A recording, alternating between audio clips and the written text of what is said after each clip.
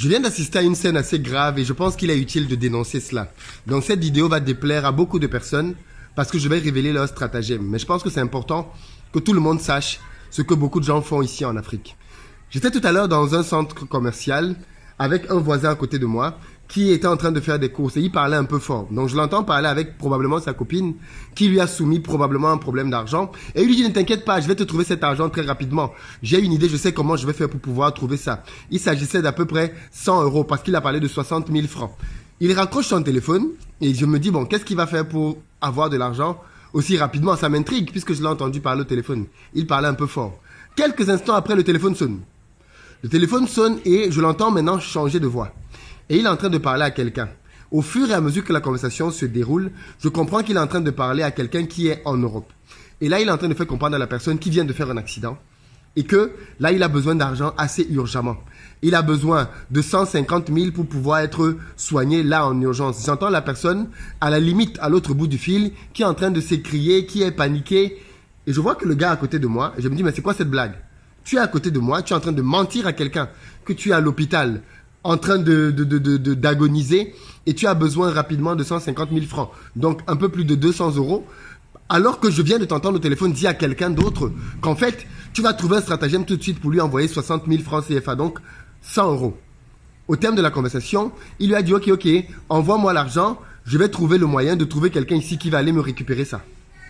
J'étais un peu choqué. Mais en réalité, la scène que j'ai vécue là est une scène assez récurrente, malheureusement. Beaucoup trop de gens ici au pays, mais vraiment c'est grave, hein, beaucoup trop de gens ici au pays se servent de leur famille dans la diaspora comme des distributeurs automatiques de billets. Il n'y a plus aucun respect, il n'y a plus d'amour, il n'y a plus de fraternité, il y a juste le mensonge et le vol.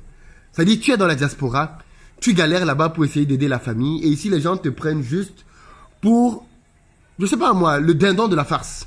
Les gens créent des histoires morbide. Les gens créent des histoires matin, midi, soir pour te soutirer de l'argent. Chaque semaine, chaque mois, tu as un nouveau problème qui débarque. Et il faut que tu sortes de l'argent. Des histoires comme celle-là en ont plus. C'est-à-dire, les gens sont devenus tellement imaginatifs ici pour mentir à leurs frères et sœurs qui sont dans la diaspora. Le pire, c'est que même des parents se sont mis là-dedans. C'est devenu un sport national de mentir aux gens dans la diaspora pour avoir de l'argent. Vous n'avez pas honte de faire ça? Vous n'avez pas honte de mentir comme ça à votre famille, à votre frère, à votre sœur, parce que vous voulez lui estorquer de l'argent? Parce que vous savez que si vous lui dites la vérité, il ne va probablement pas vous envoyer de l'argent. Pourquoi? Parce que bien souvent, les gens de la diaspora ont été abusés par leur famille. Ils envoient de l'argent, ils réenvoient de l'argent 10 fois pour la même chose. Et quand ils envoient de l'argent, les gens prennent cet argent pour aller faire la fête. Mais est-ce que vous savez comment les gens souffrent en Europe pour gagner de l'argent? Est-ce que vous savez comment les gens souffrent en Amérique pour gagner de l'argent? Qui vous a dit qu'il y avait des arbres qui laissaient pousser des fruits qui s'appelaient argent? Qui vous a laissé penser que gagner de l'argent était facile en Europe? Malheureusement, beaucoup de parents ont cette idée-là. Les frères et les sœurs. Que quand quelqu'un est en Europe, il a forcément de l'argent. Qui a dit ça? Qui a dit ça? Qui vous a dit que les gens en Europe gagnent beaucoup d'argent? Qui vous a mis ce mythe dans la tête? La plupart des gens africains qui sont en Europe sont des gens qui galèrent. Ils sont des gens qui se battent.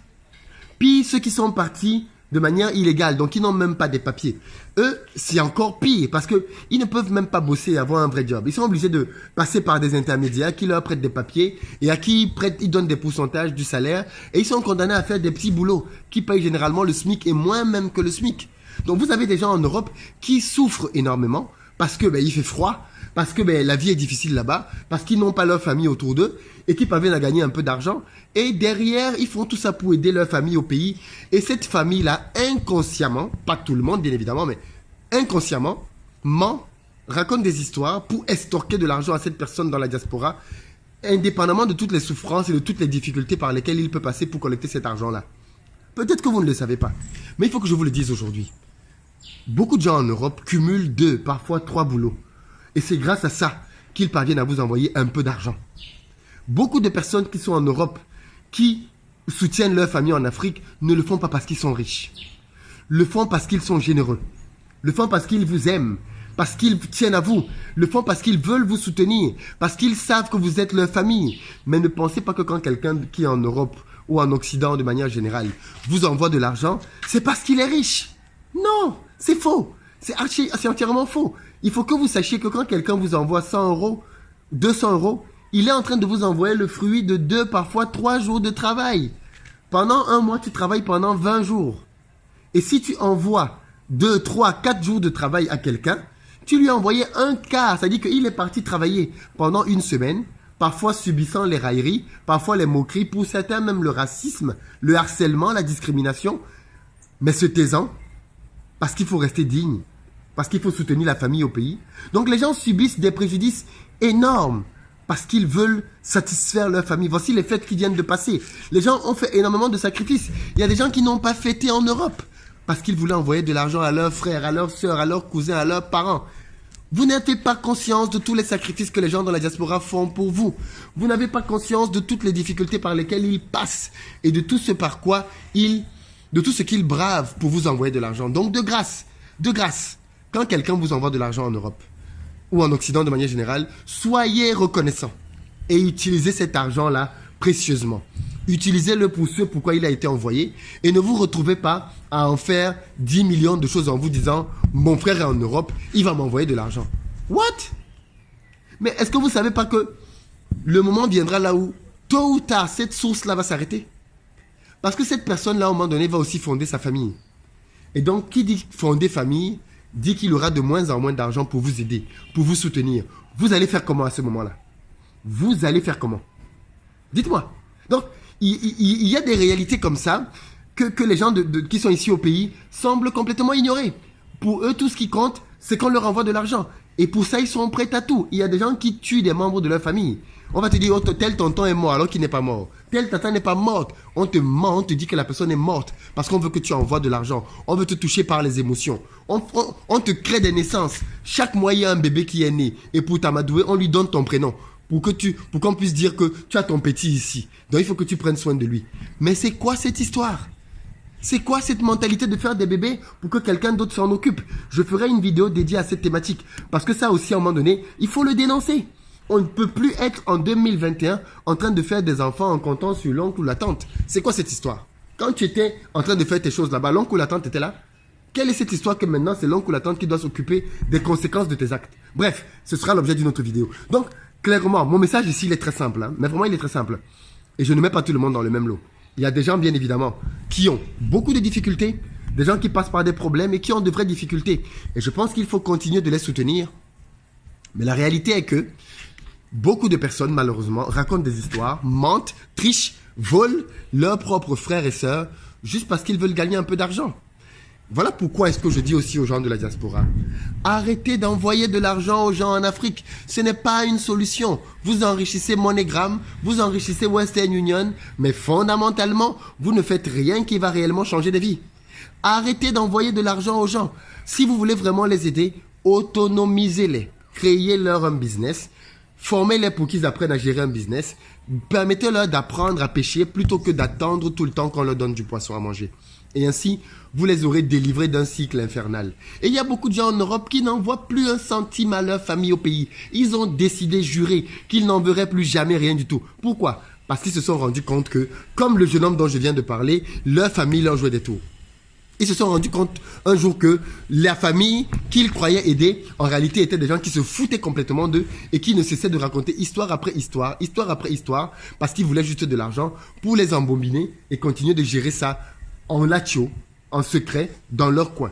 Donc, il faut que la diaspora et les gens qui sont au pays réapprennent à nouer des liens de confiance. Parce que je me rends compte qu'il y a quelque chose qui est brisé.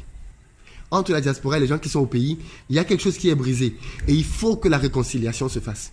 Et on ne peut pas la faire en bâtissant sur le mensonge. Là, je vous parle aujourd'hui des mensonges des gens qui sont en Afrique. Comment est-ce que les gens qui sont en Afrique mentent. Mais parfois, ils mentent aussi parce que obtenir quelque chose de quelqu'un de la diaspora, il faut lui mentir. Et ça, je vais faire une vidéo là-dessus aussi. Parce que pour certaines personnes arrivées dans la diaspora, ils ont remplacé leur cœur par la pierre. Et ils sont devenus tellement durs que si tu ne leur mens pas, tu ne peux rien obtenir d'eux, malheureusement. Mais ça fera l'objet d'une autre vidéo. Mais clairement, je voulais quand même dire très clairement que je m'inscris en faux et je suis contre cette manière de procéder qui consiste à mentir aux gens en oubliant que ces gens-là font d'énormes sacrifices pour vous. pour vous donner ce qu'ils vous donnent. Ce n'est pas facile, les amis. Ce n'est pas facile. Les gens font des sacrifices énormes et ils n'osent juste pas vous dire parce qu'ils vous aiment et peut-être parce qu'ils partent du principe que vous n'allez peut-être pas comprendre. Mais moi, je vous le dis aujourd'hui, la vie en Europe, ce n'est pas rose, ce n'est pas facile, c'est super difficile. Et quand quelqu'un vous envoie quelque chose, dites-lui merci, soyez reconnaissant. Regardez par exemple, il y a un manque de reconnaissance flagrant. J'ai failli oublier ce point-là, mais c'est un point énorme. Les gens en Afrique, tu les aides et ils manquent de reconnaissance. Il y a des gens ils ne t'appellent que quand ils ont des problèmes. Quand tu vois ton téléphone sonner et que tu vois son nom, deux choses. La première chose, tu es à la fin du mois. Il t'appelle toujours à la fin du mois. Deuxième chose, eh bien, il y a un problème. Toujours. Il ne t'appelle jamais pour prendre des nouvelles. Il ne t'appelle jamais pour savoir comment tu vas. La preuve, quand c'est ton anniversaire, combien de personnes qui sont au pays te souhaitent joyeux anniversaire. Mais quand c'est leur anniversaire, ils veulent que tu leur envoies l'argent. Tu comprends? Je dis, le tien, tu ne demandes pas qu'on t'envoie quelque chose. Juste joyeux anniversaire. On ne te souhaite pas. Certains ne te souhaitent même pas bonne année, meilleurs vœux. Mais dès qu'ils ont un problème, ils pensent à toi pour t'appeler. C'est quoi ces manières? C'est quoi ce délire? Quand tu t'es marié, les gens qui sont au pays, combien t'ont envoyé un cadeau? Mais quand eux, ils se marient, ils attendent que tu leur envoies des cadeaux. Et malheur à toi si tu n'envoies pas le cadeau. Vous allez avoir des problèmes. Quand tu t'es baptisé, combien d'entre eux t'ont envoyé un cadeau pour ton baptême? Quand tu as célébré un événement heureux dans ta vie, combien d'entre eux t'as envoyé quelque chose, même symbolique, même un pagne, tu ne demandes pas quelque chose de grandiose. Achète un petit pagne et envoie. On n'envoie pas. Mais quand c'est eux, ils savent t'appeler, insister. Ils vont te biper ou t'appeler jusqu'à ce que ton téléphone se décharge. Parce qu'il faut que tu lui envoies de l'argent. On ne peut pas continuer comme ça. Il n'y a aucune relation qui est à sens unique. On ne peut pas continuer comme ça. Il faut arrêter ça. Je vous dis ça. Arrêtez-moi vos histoires là. Parce que tant que vous continuerez de faire ça, vous allez nous mettre dans une situation embarrassante. Les gens vont commencer à douter, à soupçonner, à être méfiants à gauche et à droite en se demandant à chaque fois qu'on va les solliciter si on n'est pas en train de vouloir les arnaquer. Est-ce que c'est ça que vous voulez? Cette situation ne profite à absolument personne. Donc, mettons-y un terme, tous ensemble. Ça, c'était mon message pour ceux qui sont au pays. Mais la prochaine vidéo, ce sera pour parler aux frères de la diaspora. Parce que eux aussi, j'ai quelque chose à leur dire. Très bientôt.